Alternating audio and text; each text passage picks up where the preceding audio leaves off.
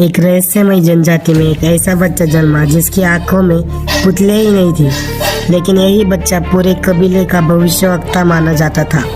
उसकी शक्ति थी सामने वाले का चेहरा छूते ही उनके मन की गहराई तक झांक लेता।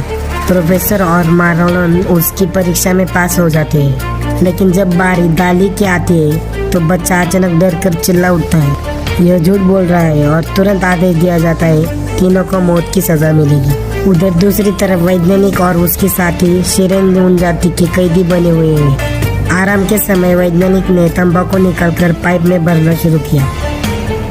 जनजाति के लोग हैरानी और डर से उसे देख रहे थे। जैसे ही माचिस जलाई गई वे सब सहम हो, लेकिन तंबाकू की खुशबू से उनकी जिज्ञासा बढ़ी और उन्होंने पाइप छीन लिया। वैज्ञानिक ने चतुराई से उन्हें बारूद दिया और जब उन्होंने माचिस जलाई तो अचानक दालू और उसके साथी पलटकर हमला करने लगे।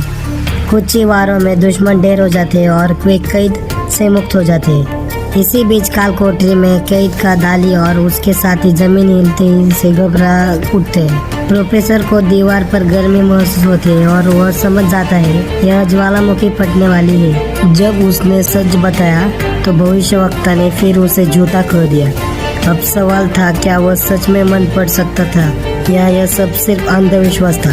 बाहर ज्वालामुखी गरजने लगा था, झरनों का पानी उबलने लगा, चट्टानों टूटकर गिरने लगी। दालियों और उसके साथी बारूद से गुफा उड़ाकर रास्ता बनाते। एक भयंकर धमाके के साथ गुफा हिल जाती है। लोग घबरा कर भाग निकलते और दाली और उसके साथी इस मौके पर आजादी पा लेते। आखिरकार वे सब मौत के मुंह से बाहर निकलते। लावा बह रहा था, लेकिन धमाके ने रास्ता रोक दिया, जिससे बाकी लोग भी बच गए। कहानी यही खत्म नहीं होती।